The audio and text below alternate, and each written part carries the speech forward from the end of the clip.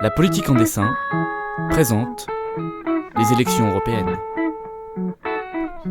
Quand les élections européennes ont lieu tous les 5 ans. En 2014, elles se dérouleront du 22 au 25 mai selon les pays, le dimanche 25 mai en France. Qui peut voter ? Toute personne ayant la nationalité d'un des États membres de l'Union européenne est inscrit sur les listes électorales. Pour qui vote-t-on ? On élit les députés européens. Le nombre maximum de députés européens est fixé à 750 plus le président du Parlement. Un groupe parlementaire se compose de députés appartenant obligatoirement à au moins 2 États membres différents qui se regroupent ensuite selon leurs idées politiques.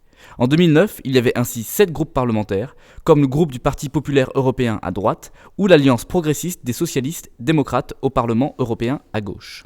Comment ça marche ? Le mode de scrutin est proportionnel, c'est-à-dire que les sièges sont répartis entre les listes proportionnellement au nombre de voix obtenues. Plus une liste reçoit de voix, plus ses candidats seront représentés.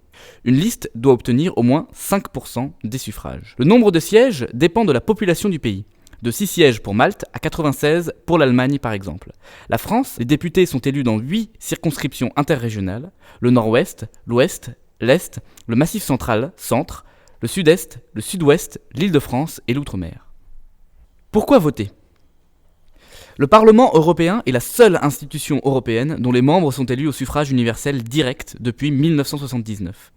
Le Parlement européen possède de nombreux pouvoirs. Par exemple, il joue un rôle important dans l'élaboration des lois européennes. Il gère le budget de l'Union européenne et il peut contrôler l'action de la Commission européenne dans certains domaines. En tant que citoyen européen, voter aux élections européennes est un droit fondamental et le moyen de participer et de peser sur le fonctionnement de l'Union. Voter est aussi un choix partisan. Les électeurs peuvent influencer la composition politique du Parlement européen et donc les politiques européennes. Les élections européennes fournissent l'occasion de choisir des élus permettant de renforcer l'influence nationale au niveau de l'Union. L'élection du Parlement détermine maintenant le choix du président de la Commission. Quand on vote pour choisir la politique européenne, on vote aussi pour la politique de son pays. Environ 75% du droit national découle ainsi du droit européen. Donc, en résumé, voter pour l'Europe, c'est aussi voter pour la France et voter pour soi. C'était La politique en dessin, épisode 1, les élections européennes.